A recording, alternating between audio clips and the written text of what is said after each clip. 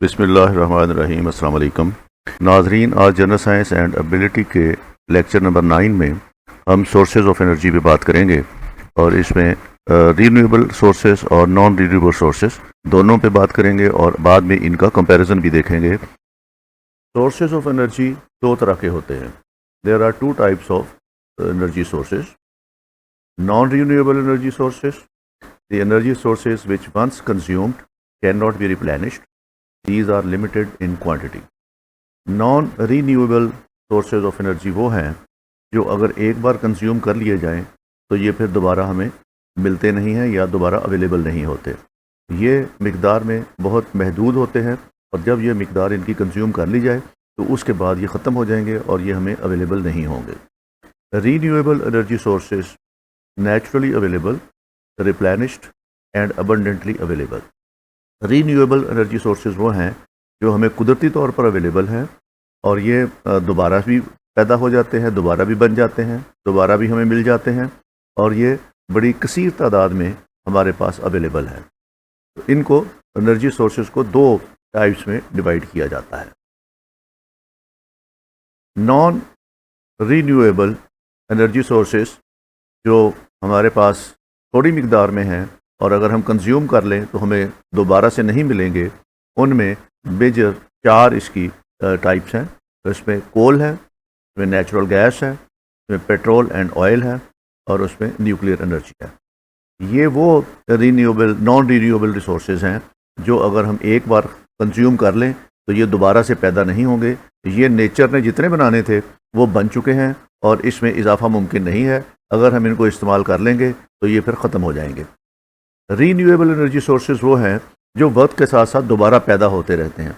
इसमें hydro power, जो बिजली बनती है पानी से, दरियाओं के ऊपर जो हम टरबाइंस लगा के बिजली बनाते हैं उसको हम हाइड्रो पावर कहते हैं।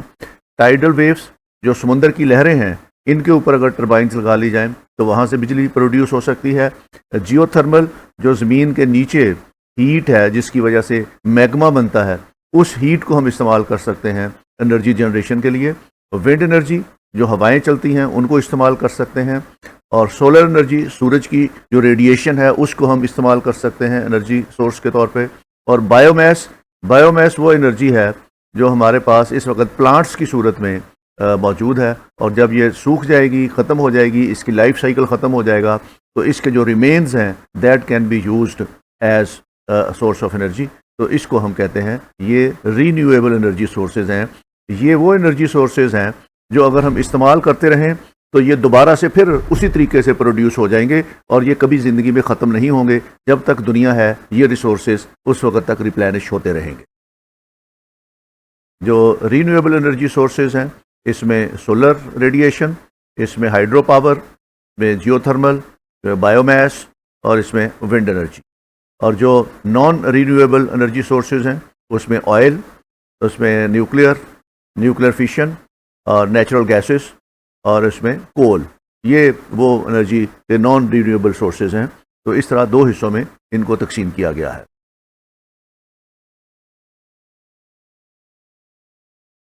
सबसे पहले हम नॉन रीन्यूएबल एनर्जी सोर्सेज पे बात करते हैं। Most energy sources are non renewable energy sources. तो इसमें ज़्यादा जो मिकदार है इसकी वो नॉन रीन्यूएबल है। और इसमें हमने जैसे पहली स्लाइड पे पढ़ा था, इसमें पेट्रोलियम है, इसमें हाइड्रोकार्बन गैस लिक्विड है, इसमें नेचुरल गैसेस हैं, इसमें कोल है और इसमें न्यूक्लियर एनर्जी है। ये पांच जो ज़राए हैं हाइड्रोकार्बन लिक्विड गैसेस के, नेचुरल गैसेस के, पेट्रोलियम के, कोल के और न्यूक्लियर एनर्जी के, इन सब सोर्सेज को हम यूज़ करते हैं फॉर प्रोड्यूसिंग इलेक्ट्रिसिटी। तो ये सोर्स ऑफ एनर्जी है। इससे हम बिजली बनाते हैं और बिजली फिर आगे हमारे जो नीड्स हैं एनर्जी की वो पूरी करती है।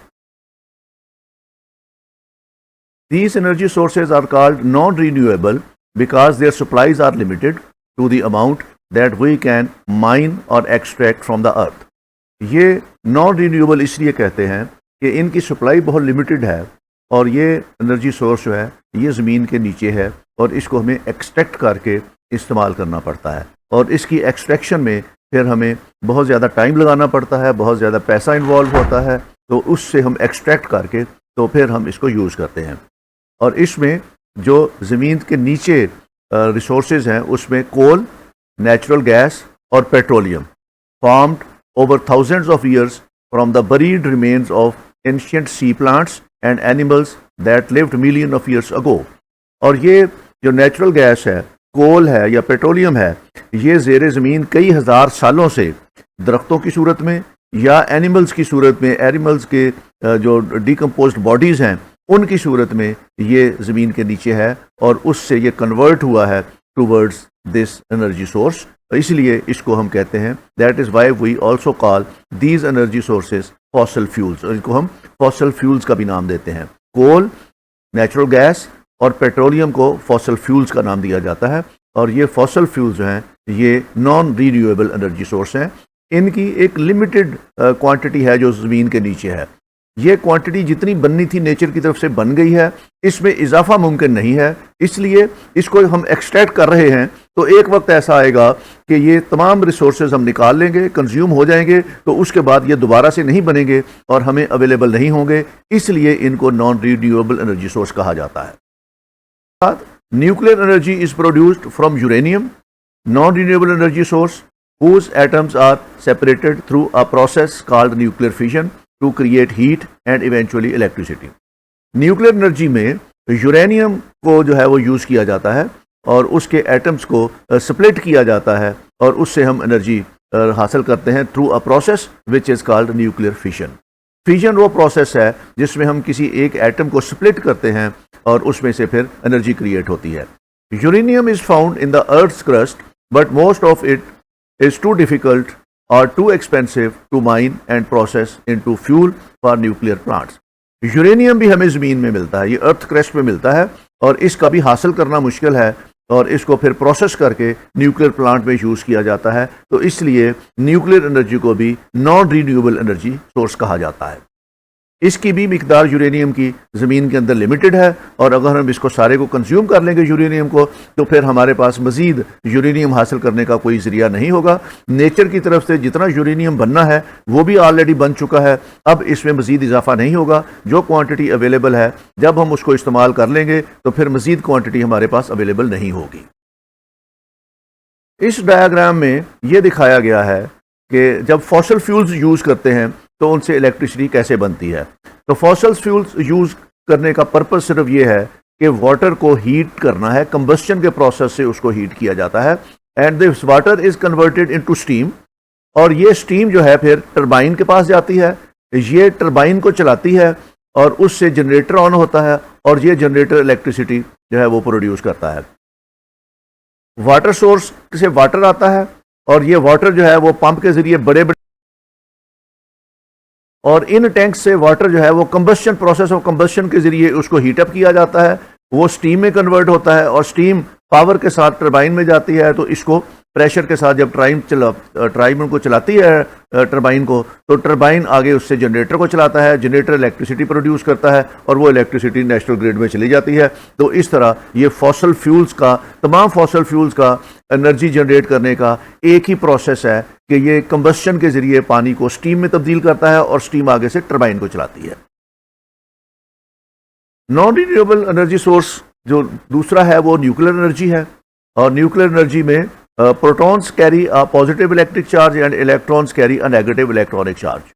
Neutrons don't have any electrical charge. ये आपने पढ़ा होगा साइंस में कि एक एटम की साख जो है उसमें एक इसका प्रोटॉन्स होते हैं और न्यूट्रॉन्स होते हैं इनर शेल के अंदर, और आउटर शेल के अंदर जो है वो इसके इलेक्ट्रॉन्स होते हैं। Enormous energy is present in the bond that holds the nuclear together. This nuclear energy can be released when those bonds are broken। और ये भी हमने पढ़ा है कि ये इनके बॉन्ड्स हैं आपस में और जब इन बॉन्ड्स को तोड़ा जाए तो उससे फिर एनर्जी रिलीज होती है। The bond can be broken through nuclear fission. और बॉन्ड तोड़ने का जो तरीकाकार है वो न्यूक्लियर फिशन है, जिसमें हम स्प्लिट करते हैं किसी भी एटम को और उसको स्प्लिट करने से एनर्जी प्रोड्यूस होती है and then that energy is created, then that energy is used in creation of electricity, in generating electricity. तो जब बॉन्ड ब्रेक होगा न्यूक्लियर फिशन के नतीजे में तो उससे एनर्जी जनरेट होगी और ये एनर्जी यूज की जाती है फॉर जनरेटिंग इलेक्ट्रिसिटी। इस डायग्राम को समझने के लिए, इस प्रोसेस को, न्यूक्लियर फिशन को समझने के लिए ज़रूरी है कि ये यूरेनियम 235 है और यूरेनियम 235 को ही इस्तेमाल किया जाता है फॉर न्यूक्लियर फिजन। इसमें जब इस एटम को, यूरेनियम के एटम को स्ट्राइक किया जाता है विद अ न्यूट्रॉन, तो ये ब्रेक होता है और इसके ब्रेक होने से एक तो ये लाइटर एलिमेंट जो है वो इस पे जनरेट होता है जिसमें बैरियम है, और दूसरा इसको सेपरेट करके तो क्रिप्टन में यूज़ किया जाता है। तो ये दो एलिमेंट इससे बनते हैं, क्रिप्टॉन और बैरियम। तो इससे जब ये दो बनते हैं तो वहाँ से न्यूट्रॉन रिलीज होते हैं और ये न्यूट्रॉन रिलीज होने के इस प्रोसेस को हम फिजन कहते हैं, जिसमें एक uranium 235 is converted into the lighter element, into two lighter elements होते हैं, इसमें से न्यूट्रॉन रिलीज होते हैं और लॉट ऑफ एनर्जी रिलीज होती है। तो ये एनर्जी जो है, this energy is used for generating electricity. तो इस प्रोसेस को, जिसमें हम यूरेनियम 235 को स्प्लिट करते हैं, इसको हम न्यूक्लियर फिजन कहते हैं। In nuclear fission atoms are split apart which release energy. All nuclear power plants use nuclear fission and most nuclear power plants also use uranium atoms. तो यूरेनियम यूज की जाती है और उसके अंदर न्यूक्लियर फिशन यूज किया जाता है, प्रोसेस जिससे एनर्जी जनरेट होती है। During nuclear fission a neutron collides with a uranium atom and splits it, releasing a large amount of energy in the form of heat and radiation. तो इसके split होने से एनर्जी रिलीज होती है in the form of heat and radiation. इसको use करके फिर electricity generate की जाती है।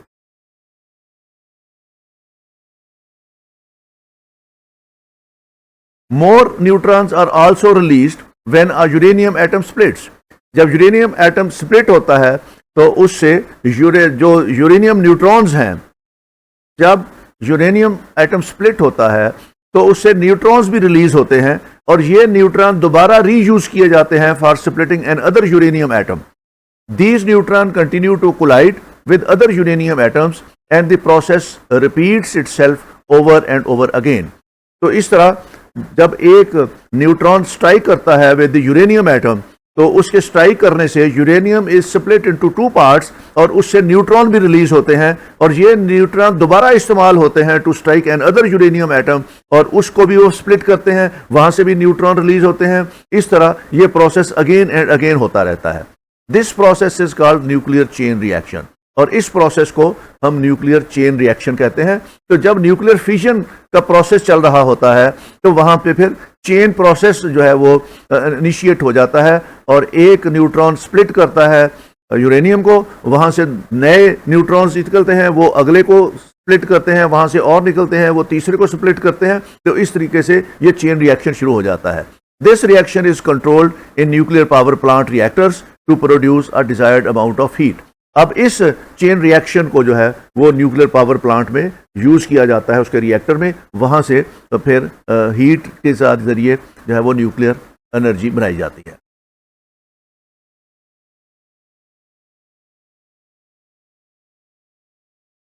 एक और प्रोसेस है जो इसका एंटी प्रोसेस है फिशन का, उसको हम फ्यूजन कहते हैं। Nuclear energy can also be released in nuclear fusion where atoms are combined or fuse together to form larger atoms. ये फ्यूजन का बिल्कुल उलट प्रोसेस है। फ्यूजन में हम एटम को ब्रेक करते हैं और स्प्लिट करते हैं उसको, और फ्यूजन के प्रोसेस में दो एटम्स को हम आपस में जोड़ते हैं तो उससे भी एनर्जी रिलीज होती है। Fusion is a source of energy in the sun and stars. सूरज में और जितने भी दूसरे स्टार्स हैं उसमें जो सोर्स ऑफ एनर्जी है that is fusion. Commercially viable technology is not yet available because of the difficulty in controlling a fusion reaction. तो कमर्शियली अभी फ्यूजन प्रोसेस के जरिए इलेक्ट्रिसिटी जनरेट नहीं की जा रही, ये सिर्फ फ्यूजन प्रोसेस के जरिए अभी हासिल की जा रही है।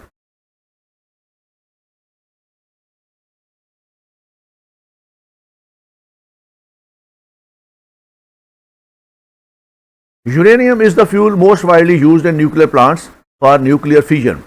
Uranium is considered a non renewable energy source. ये पहली स्लाइड पे भी मैं आपको बता चुका हूं। Nuclear power plants use a certain kind of uranium refer to as uranium 235। Uranium के बहुत से आइसोटोप्स हैं, उसकी डिटेल में जब हम आइसोटोप वाला चैप्टर पढ़ेंगे या जब हम कोवेलेंट बॉन्ड और दूसरे बॉन्ड्स का पढ़ेंगे तो मैं डिटेल में बताऊंगा। तो इसके बहुत से आइसोटोप्स हैं।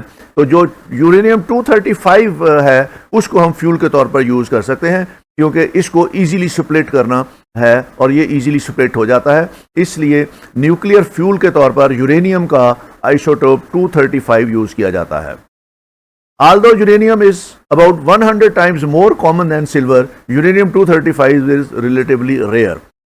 Once uranium is mined, the uranium-235 must be extracted and processed before it can be used as a fuel. तो इसको फ्यूल में यूज़ करने से पहले इसकी प्रोसेसिंग करनी पड़ती है और उसके लिए न्यूक्लियर प्रोसेसिंग प्लांट आपको चाहिए होता है, जिसमें आपने यूरेनियम 235 को प्रोसेस करना है और इस प्रोसेस के बाद फिर इसको न्यूक्लियर पावर प्लांट में यूज़ किया जाता है और स्प्लिट किया जाता है, वहाँ से फिर एनर्जी हासिल की जाती है।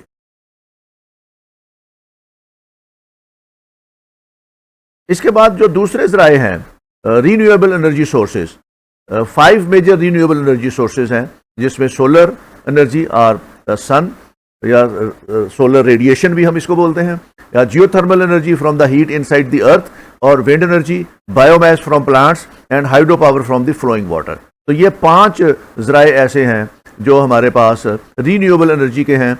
और इसमें एक टाइडल वेव्स का भी आप कह सकते हैं इसमें कि वो समुद्र की जो लहरें हैं उससे भी एनर्जी बनाई जा सकती है।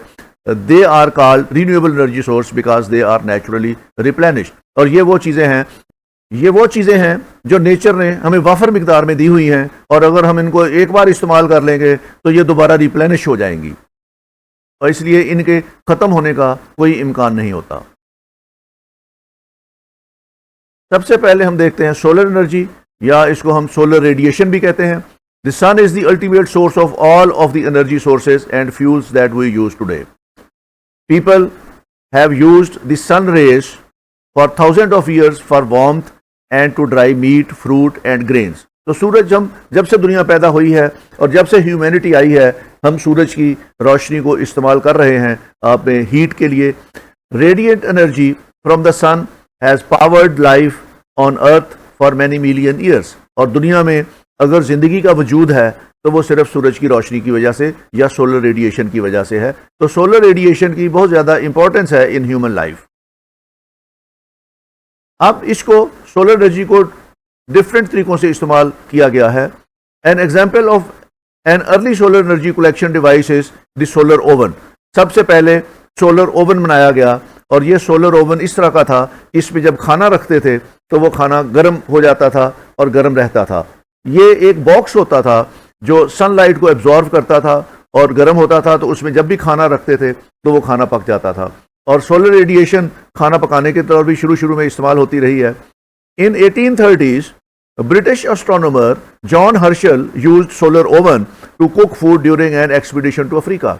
तो सबसे पहले 1830 की डेकेड में ब्रिटिश एस्ट्रोनॉमर जॉन हर्शल ने एक सोलर ओवन बनाया, जो इसमें उसने पहली बार खाना बनाया।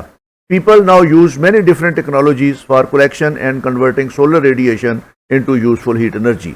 और आजकल इस सोलर एनर्जी को जो है वो डिफरेंट टेक्नोलॉजीज यूज करके कलेक्ट किया जाता है और उसको फिर हीट एनर्जी के तौर पर इस्तेमाल किया जाता है।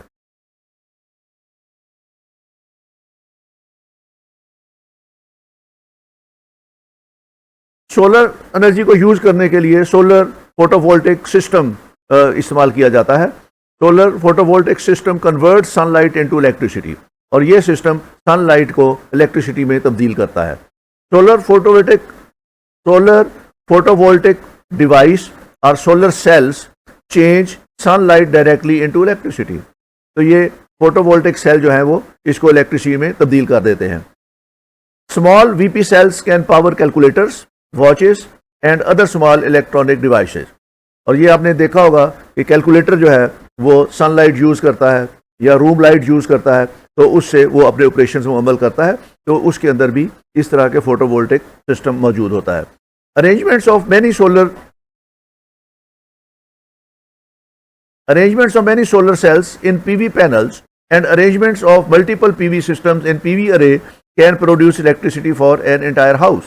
तो जो इसके पीवी पैनल्स हैं वो इतनी इलेक्ट्रिसिटी जनरेट कर देते हैं कि ये पूरे घर के लिए काफ़ी होती है। Some PV power plants have larger arrays that cover many acres to produce electricity for thousands of homes. और बाज़ जगह पे ये सोलर पैनल्स या सोलर फोटोवोल्टेक सिस्टम इतने बड़े तादाद में लगाए जाते हैं कि ये कई हज़ार घरों को बिजली पैदा कर सकते हैं।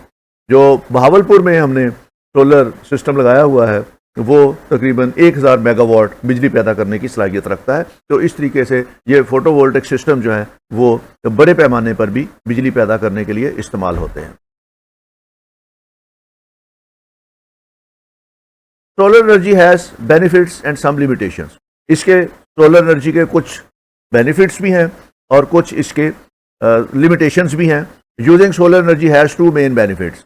दो बड़े बेनिफिट्स क्या हैं? Solar energy system don't produce air pollutants of carbon dioxide.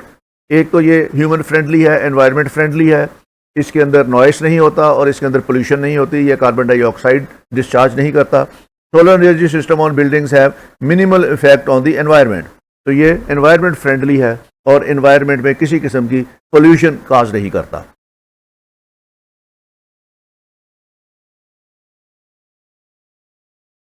Solar energy also has some limitations.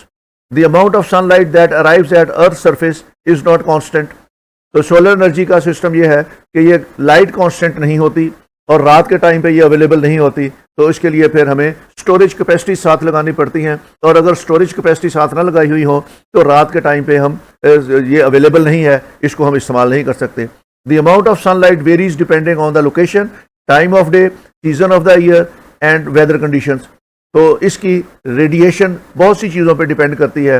अगर दिन छोटे हैं तो वो बहुत कम अरसे के लिए अवेलेबल होती है और अगर बादल हैं, बारिश है तो इसकी इंटेंसिटी में कमी आ जाती है और अगर उसका ज़मीन का एंगल सूरज से ऐसा है कि इसकी रेस जो है वो स्लैंटिंग पड़ती हैं तो उसकी कारकर्दगी पे फ़र्क पड़ जाता है। तो ये बहुत ज़्यादा इसके अंदर लिमिटेशंस भी हैं। The amount of sunlight reaching a square foot of Earth's surface is relatively small, so the large surface area is necessary to absorb or collect a useful amount of energy.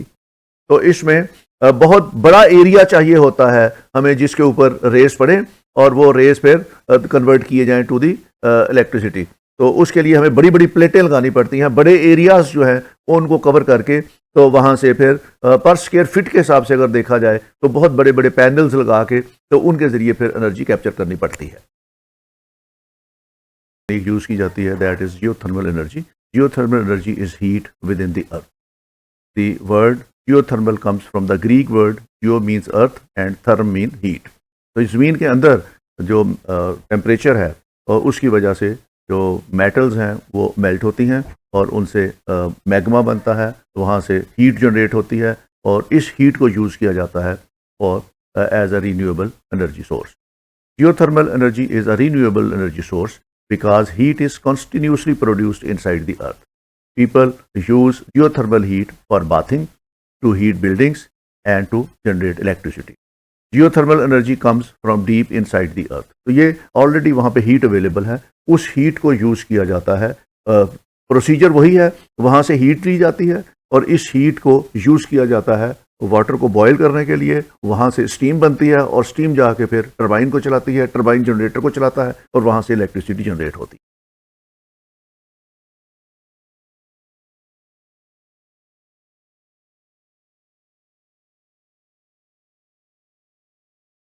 To slow decay of radioactive particles in the Earth's core, the process that happens in the all rocks produced geothermal energy. The Earth has 4 major parts और layers. इसमें inner core है, ये मैंने आपको पिछले lecture में बताया था, जो कॉन्स्टिट्यूशन है अर्थ की उसमें इनर कोर है, आउटर कोर है, इसका मेंटल और magma of rocks surrounding the outer core और उसके बाद क्रस्ट है इसकी। तो इसका जो ये मेंटल है और उस पर जो मैग्मा है basically that is used in इसकी हीट है और उसको हीट को कैप्चर किया जाता है और इससे फिर आगे इलेक्ट्रिसिटी जनरेट की जाती है। Scientists have discovered that the temperature of the Earth's inner core is about 10,800 degree Fahrenheit और इसमें which is as hot as the surface of the sun. Temperature in the mental range from 392 degree Fahrenheit at the upper boundary within with the Earth's crust to approximately 7,230 Fahrenheit at the mantle core boundary. तो ये immense temperature है ज़मीन के अंदर, और ये immense temperature जो है ये उसके अंदर जितनी भी मेटल्स हैं उनको मेल्ट कर देता है, वो बॉयल कर रही होती हैं और वहाँ से हीट जनरेट होती है।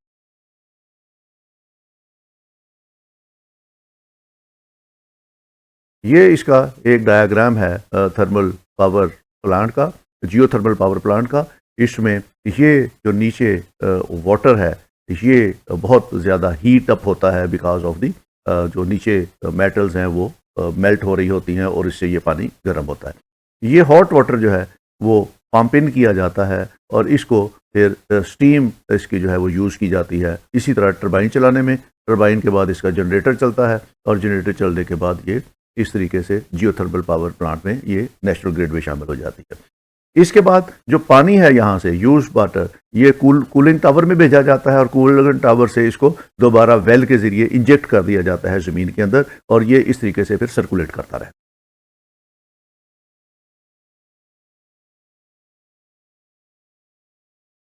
इसके बाद अगला सोर्स जो है that is wind energy from moving air. Wind is caused by uneven heating of the earth surface by the sun. ये हम पहले लेक्चर में पढ़ चुके हैं जो विंड्स हैं वो किस तरीके से चलती हैं, किस तरीके से जो हॉटर एयर है वो ऊपर थ्रस्ट होती है और लाइटर एयर जो है एयर वो उसको थ्रस्ट करती है। ये हम टेम्परेचर वेरिएशन का इम्पैक्ट जो है विंड के ऊपर पिछले लेक्चर में हम पढ़ चुके हैं। Because the earth surface is made up of different types of land and water, it absorbs the sun's heat at different rates. One example of this uneven heating is the daily wind cycle. ये wind cycle भी मैं आपको पिछले lecture के अंदर पढ़ा चुका हूँ। तो ये हवाएं चलती हैं और ये हवाएं बाज़ दफ़ा ये 200-250 किलोमीटर की स्पीड से भी चलती हैं, लेकिन जो हमारा एटमॉस्फेयर है जहाँ पे हम रह रहे हैं वहाँ पे ये कंटिन्यूसली हवा चलती रहती है और इसका वेरिएशन होती है इसकी विंड की। बाज़ दफ़ा 10 किलोमीटर पे है, 20 पे भी है, 25 पे भी है, 30 पे भी है। तो इस तरह ये कंटिन्यूसली विंड स्ट्रीम्स जो हैं वो हमें अवेलेबल होती हैं और इन विंड स्ट्रीम्स को यूज़ किया जाता है for generating electricity.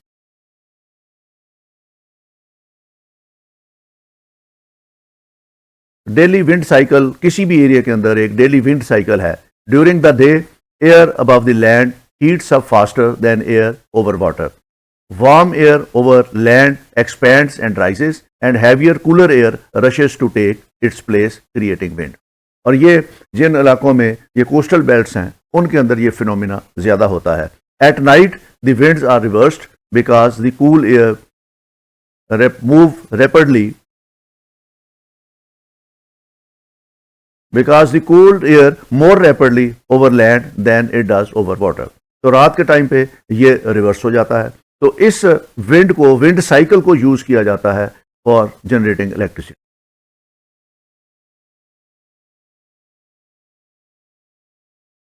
In the same way, the atmospheric wind that circles the earth are created because the land near the earth's equator is hotter than the land near the north pole and the south pole। ये भी मैं आपको बता चुका हूँ कि equator पे क्योंकि सनलाइट डायरेक्ट पड़ती हैं तो वहाँ टेम्परेचर ज़्यादा होता है और जैसे जैसे हम साउथ पोल की तरफ या नॉर्थ पोल की तरफ जाते जाएं वहाँ टेम्परेचर कम होगा और इस टेम्परेचर वेरिएशन की वजह से भी एटमॉस्फेरिक विंड जो है वो मूव करती हैं।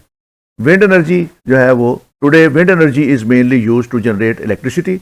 Water pumping wind mills were once used in some still operate on farms and ranches mainly to supply water for livestock. तो ये जो विंड एनर्जी है इसको हम यूज़ कर सकते हैं और वाजवा ये वाटर पंप के लिए यूज़ होती है। इसके अलावा विंड मिल्स हैं जहाँ पे वो ग्राइंडिंग की जाती है उसमें भी यूज़ होती हैं और इसको अब आजकल जो है वो इलेक्ट्रिसिटी जनरेशन के लिए भी इस्तेमाल किया जाता है।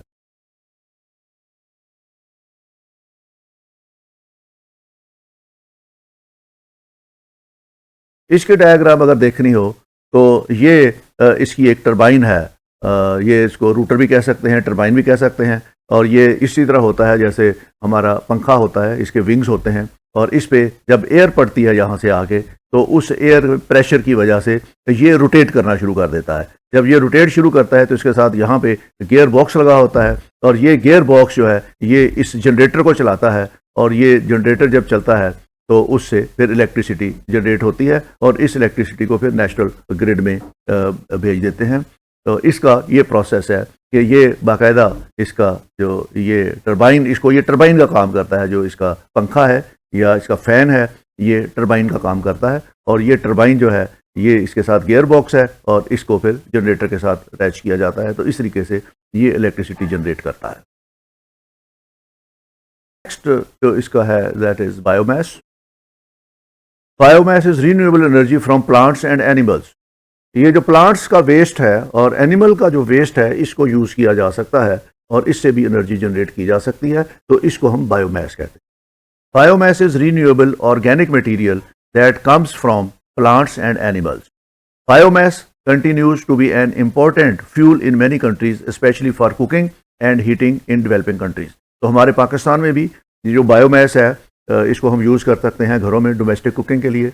जो दरख्त है इनकी शाखें हैं, दरख्त के पत्ते हैं या दरख्त के जो रिमेन्स हैं, इसी तरह एग्रीकल्चर फील्ड के रिमेन्स जो हैं उनको हम यूज़ कर सकते हैं। इसी तरह एनिमल डंग है उसको यूज़ कर सकते हैं, जिसको हम ओपले कहते हैं, ये देहातों में ये कुकिंग के लिए इस्तेमाल होते हैं। ये तमाम जो है ये बायोमास है। Biomass contains stored chemical energy from the sun. Plant produce biomass through photosynthesis. Biomass can be burn directly for heat or converted to renewable liquid and gases fuels through various processes. तो इसको biomass को directly भी use कर सकते हैं और इसको हम कन्वर्ट कर सकते हैं टूवर्ड्स लिक्विड एंड गैसेस, और उसके बाद उन गैसेस को और लिक्विड्स को भी इस्तेमाल कर सकते हैं as a source of energy.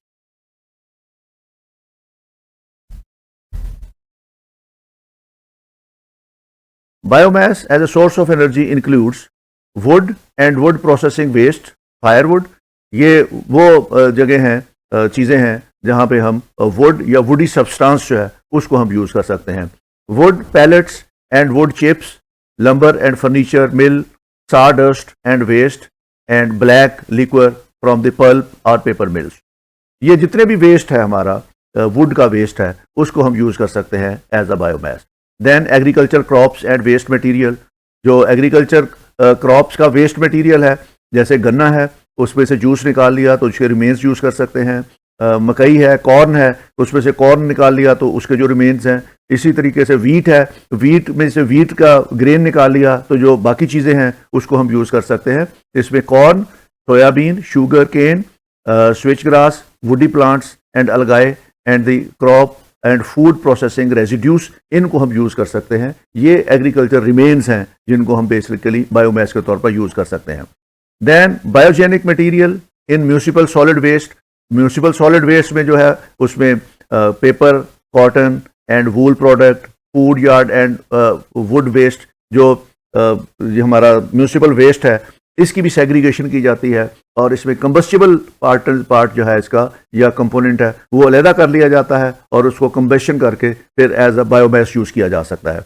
Animal manure and human sewage, जहाँ पे एनिमल मैन्योर है उसको भी, जैसे मैंने अभी पिछली स्लाइड पे बताया कि देहात में उसको एनिमल मैन्योर को यूज़ किया जाता है ओपले बनाने में और उसको फिर हीटिंग पर्पज़ के लिए यूज़ किया जाता है। ये तमाम चीज़ें जो हैं इसको हम बायोमास या बायोफ्यूल्स कहते हैं।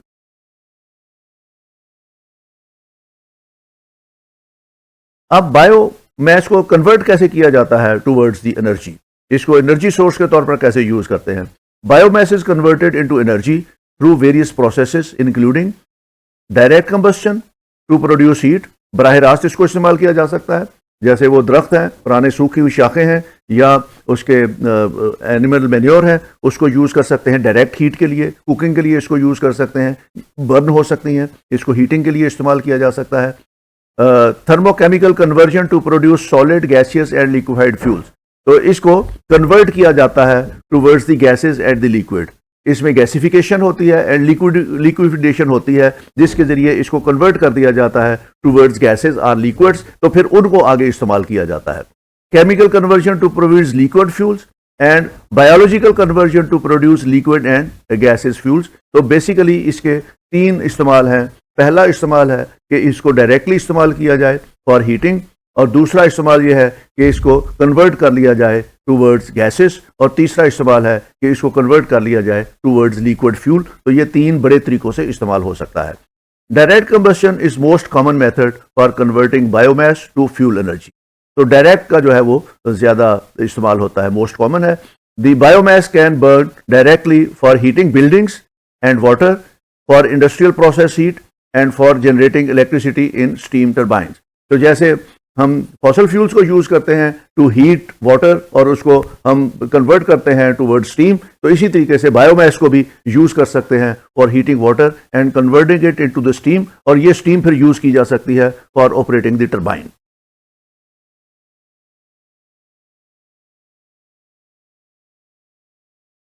बायोमास का अगला तरीका यह है कि इसको हम कन्वर्ट कर देते हैं। Thermochemical conversion of biomass includes pyrolysis and gasification. तो इसकी को गैस में कन्वर्ट कर देते हैं, तो इसको गैस में कन्वर्ट करके भी यूज कर सकते हैं। Pyrolysis entails heating organic material to 400 to 500 degree centigrade and near complete absence of free oxygen. तो इसको अगर ऑक्सीजन की गैर मौजूदगी में, एब्सेंस ऑफ ऑक्सीजन की मौजूदगी में इसको अगर हीटअप किया जाए बायोमास को, तो इस प्रोसेस को पेरोलिसिस कहते हैं, और इससे फिर आगे इसको इस्तेमाल किया जा सकता है। Biomass pyrolysis produce fuel such as charcoal, bio oil, renewable diesel, methane and hydrogen. इसको पेरोलिसिस के प्रोसेस के जरिए biomass is converted into charcoal या बायो ऑयल या डीजल में कन्वर्ट हो जाता है या मीथेन में कन्वर्ट हो जाता है, और फिर इनको इस्तेमाल किया जाता है as a source of energy.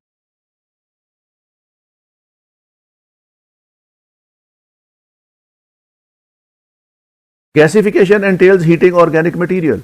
अगर इसी मटेरियल को 800 से 900 डिग्री सेंटीग्रेड तक हीटअप किया जाए, तो उसके बाद फिर ये कन्वर्ट हो जाता है into the gases, gasification. Syn gas can be used as a fuel or diesel engine for diesel engines for heating and for generating electricity in gas turbines. तो इसको जो सिन गैस पैदा होती है इससे, जिसमें जो मैंने पहले कहा था ये गैसिफिकेशन का प्रोसेस है, इसकी आउटकम जो है ये सिन गैस है, और इस सिन गैस को यूज़ किया जा सकता है fuel in diesel engines for heating and for generating electricity in gas turbines.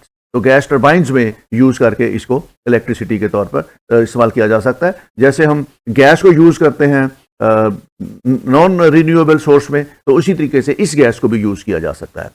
The electric power sector uses wood and biomass derived waste to generate electricity for sale to the other sectors. तो ये इसको would को, जो मैंने वैसे कहा था कि वुड को यूज़ किया जा सकता है डायरेक्ट फॉर कंबस्शन, तो उससे जरिए बिजली पैदा की जा सकती है, तो वो भी फिर इस्तेमाल हो जाती है।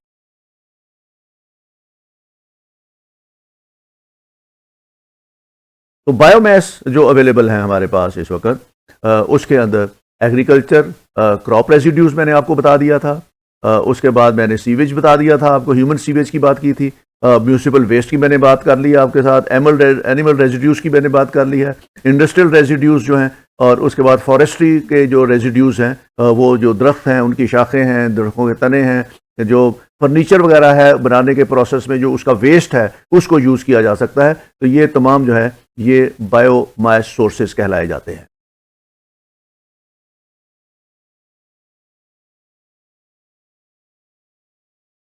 इसके बाद अगला जो जनरेशन है ये नॉन रिन्यूएबल की, जो रिन्यूएबल की अगली सोर्स है, that is hydro power.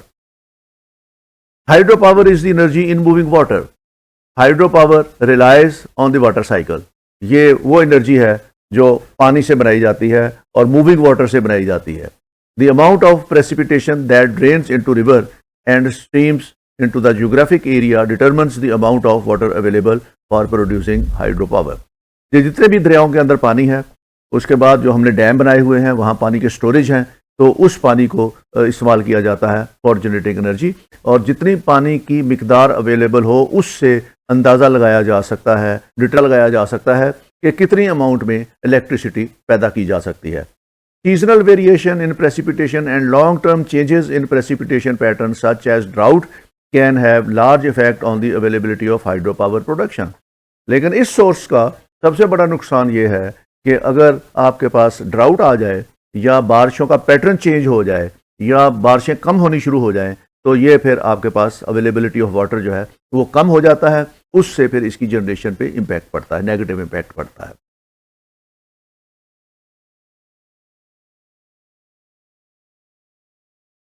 Hydro electric power is produced with moving water. तो ये पानी का बहना या चलना जो है वो ज़रूरी है।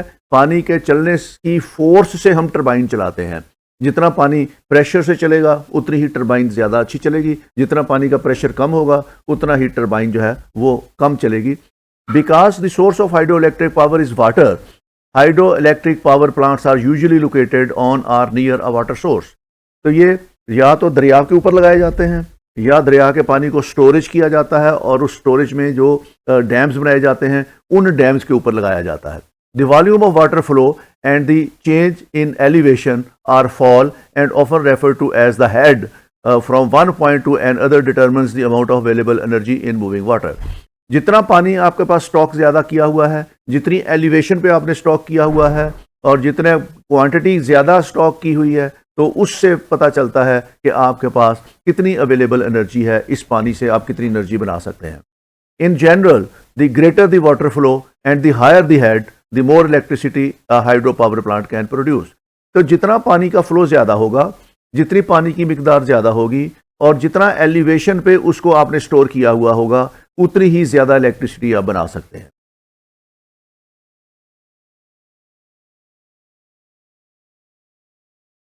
A hydro power plant water flows through a pipe or penstock and then pushes against the turn blades in the turbine to spin a generator to produce electricity। तो इसमें भी पानी के प्रेशर से जो है वो टरबाइन चलती है और वो टरबाइन आगे जाके जनरेटर को चलाती है और वहाँ से बिजली पैदा होती है। Conventional hydro electric facilities include run of the water system. तो एक तो run of the water system ये है कि बहते दरिया के ऊपर आप टरबाइन लगा लेते हैं और उसके फ्लो की वजह से वो run of the water system जो है वो चलता है और उससे इलेक्ट्रिसिटी जनरेट होती है। दूसरा सिस्टम जो है स्टोरेज सिस्टम। स्टोरेज सिस्टम में आप डैम बना लेते हैं, वहाँ पानी को स्टोर कर लेते हैं और स्टोर करने के बाद उसकी एक टनल बनाते हैं। उस टनल में से पानी जब गुजारते हैं तो वो प्रेशर से गुजरता है और उस टनल में आप फिर टरबाइन लगा लेते हैं और वो टरबाइन चलती है तो उससे फिर आपका जनरेटर चलता है। तो इसको हम स्टोरेज सिस्टम कहते हैं। Pumped storage hydro power facilities, ये तीसरी है जहाँ पे आप पानी जो है वो पंप करते हैं और पंप करके उसका प्रेशर क्रिएट करते हैं और उससे फिर आप इसको टरबाइन को चलाते हैं।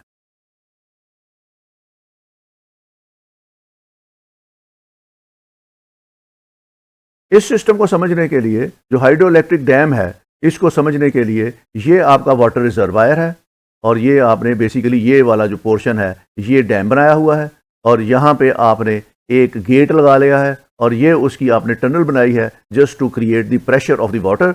और यहाँ पे आपने इसके अंदर यहाँ पे प्रेशर पे आपने टरबाइन लगाई हुई है। जब पानी प्रेशर से इधर से आता है तो ये टरबाइन को चलाता है और ये टरबाइन जो है इसके साथ आपने यहाँ जनरेटर लगाया हुआ है और ये जनरेटर जो है ये इससे टरबाइन से जनरेटर चलता है और यहाँ से इलेक्ट्रिसिटी प्रोड्यूस होकर नेशनल ग्रिड में चली जाती है। जो पानी प्रेशर से आता है ये टरबाइन को चलाने के बाद इसको फिर आपने आउटलेट दे के आगे उसको रिवर के अंदर जो है वो दोबारा मेन स्ट्रीम में डाल दिया है ताकि पानी का फ्लो आपका जो है वो बाकी रहे।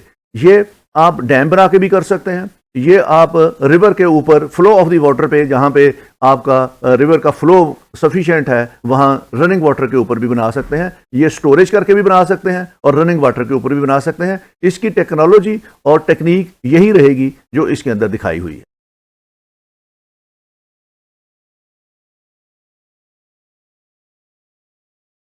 अब एक क्वेश्चन बार बार पूछा जाता है, वो ये है कि कंपैरिजन बिटवीन नॉन रीन्यूएबल और रीन्यूएबल एनर्जी सोर्सेज क्या है, इसका आपस में कंपैरिजन क्या है।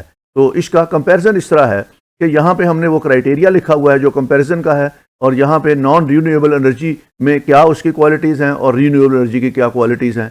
तो सबसे पहले repetitive use of energy source, कि क्या ये एनर्जी सोर्स बार बार इस्तेमाल हो सकता है, रिपीटेडली यूज़ हो सकता है कि नहीं हो सकता। तो नॉन रीन्यूएबल जो एनर्जी है ये वन टाइम यूज़ है। जो फ्यूल आपने इस्तेमाल कर लिया वो कंज्यूम हो गया, ख़त्म हो गया, अब उसने दोबारा नहीं बनना। तो जो रीन्यूएबल एनर्जी सोर्स है can be used again as against. तो सोलर एनर्जी, आपको रोज़ सूरज निकलना है, उसने आपको एनर्जी देनी है। रोज़ दरियाओं में पानी आना है, बारिशें होनी है और पानी आना है और उसको आपने यूज़ करना है। विंड जो है वो चलनी है, उससे आपने यूज़ करना है। आज भी चलेगी, कल भी चलेगी, वो कभी ख़त्म नहीं होगी। तो ये जो सोर्स है ये अगेन एंड अगेन अवेलेबल है, इसको रिपीटेडली आप यूज़ कर सकते हैं। Next criteria is perpetual use. Likely to be vanished one day, कि ये जो फॉसल फ्यूल्स हैं ये किसी न किसी दिन ख़त्म हो जाएंगे, पेट्रोल ख़त्म हो जाएगा, गैस ख़त्म हो जाएगी, कोल ख़त्म हो जाएगा, तो फिर ये ख़त्म हो जाएगा, ये ख़त्म होने वाला है, इसको आप ताहयात इस्तेमाल नहीं कर सकते, किसी न किसी वक्त इसने ख़त्म हो जाना है। लेकिन जो रीन्यूएबल एनर्जी सोर्स है that is available for perpetual use.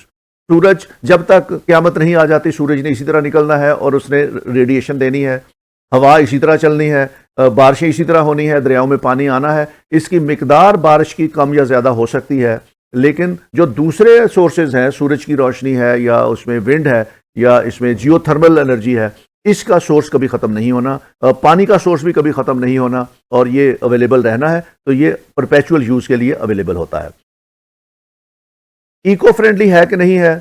तो जो नॉन रीन्यूएबल एनर्जी है ये इको फ्रेंडली नहीं है, ये पोल्यूशन करता है, एनवायरमेंटल पोल्यूशन, एमिट गैसेस, जिसमें कोल इस्तेमाल करें या ऑयल इस्तेमाल करें या इसके अंदर गैसेस इस्तेमाल करें, तो ये कार्बन डाइऑक्साइड गैस एमिट करता है और उससे पोल्यूशन होती है, उससे ग्लोबल वार्मिंग होती है, उससे क्लाइमेट चेंज होती है और उसके फिर आफ्टर इफेक्ट्स हैं।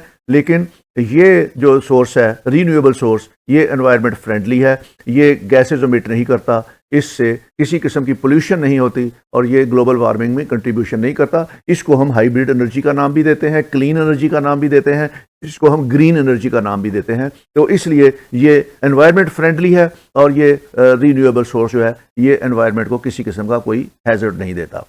अवेलेबिलिटी, फॉसल फ्यूल्स हमेशा लिमिटेड क्वांटिटी में अवेलेबल हैं, एक ना एक दिन उन्होंने ख़त्म हो जाना है, और ये रीन्यूएबल एनर्जी सोर्स ये अनलिमिटेड है इन क्वांटिटी, इसका किसी ने को पता नहीं है, जब तक ये अवेलेबल हैं, जब तक ये दुनिया चल रही है, ये रीन्यूएबल एनर्जी सोर्स इसी तरह साथ साथ चल रहे हैं।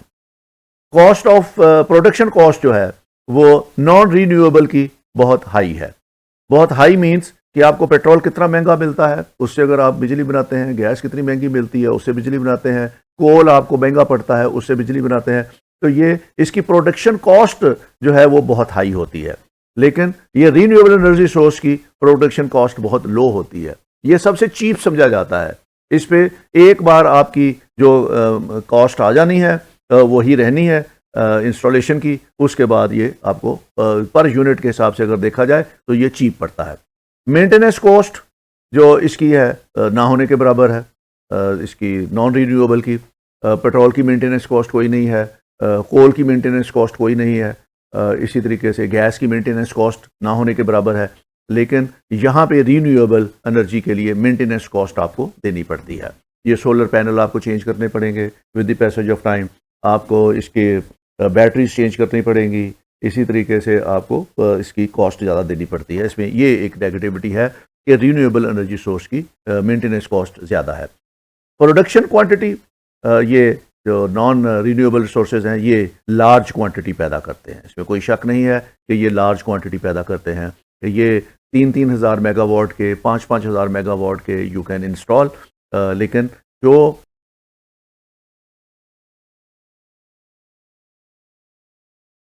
जो रीन्यूएबल एनर्जी सोर्स है ये सब मिकदार में कम पैदा करते हैं सिवाय हाइड्रो के।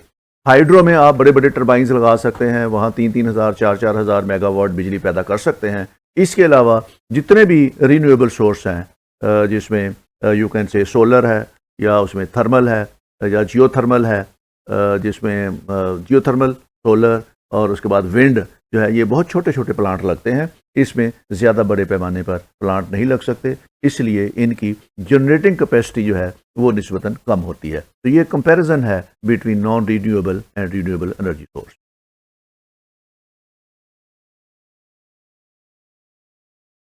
ये था आपका आज का लेक्चर जिसमें हमने एनर्जी सोर्सेज पे बात की, हमने रीन्यूएबल और नॉन रीन्यूएबल एनर्जी सोर्सेज के ऊपर बात की, हमने इनका कंपैरिजन देखा। तो इंशाअल्लाह अगले लेक्चर में कल आपके पास दोबारा हाजिर होऊंगा। उस वक्त तक के लिए खुदा हाफिज़, thank you very much, take care, खुदा हाफिज़।